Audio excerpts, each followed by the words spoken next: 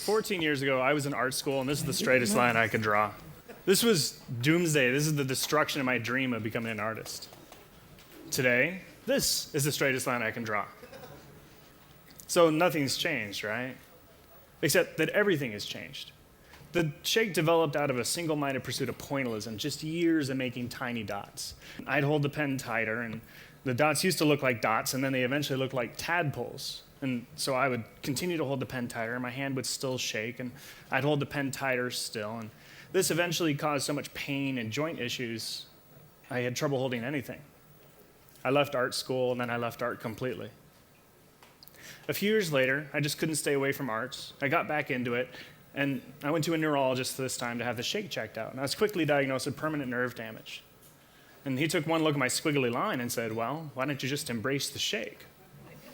So I did. I went home and grabbed a pencil and just started letting my hands shake, and I started making all these scribble pictures. And it felt great, even if it wasn't the art I was passionate about.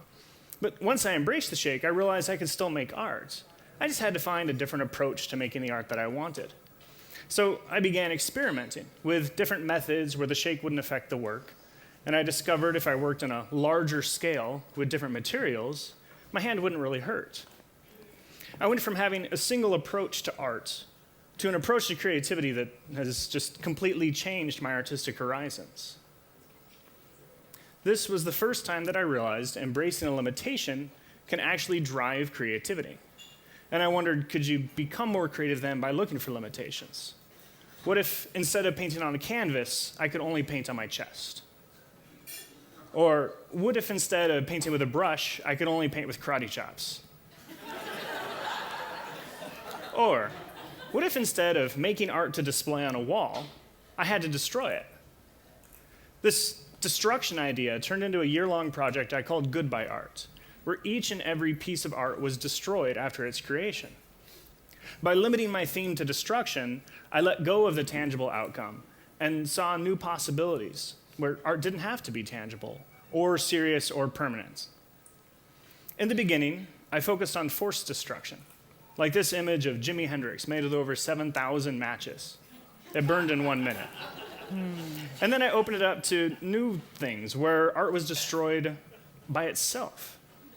I looked for temporary materials like Oreo filling, spitting out food, cheese whiz, or frozen wine. The last iteration of destruction was to produce something that never actually existed in the first place. So I laid candles out on a table, and I lit them, and I blew them out, and I repeated this process over and over with the same set of candles. Then I took the videos and assembled them into the larger image. So the end image never actually existed as a physical whole. It was destroyed before it ever existed. The destruction riff opened up a whole new phase of creativity for me. Now when I run into a barrier or I find myself creatively stumped, I move from frustration to anticipation really quickly because I know something amazing might come of it.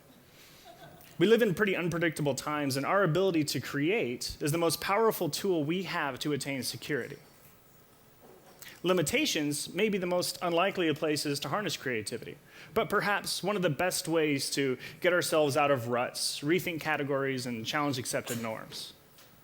And instead of telling each other to seize the day, maybe we need to remind ourselves every day to seize the limitation.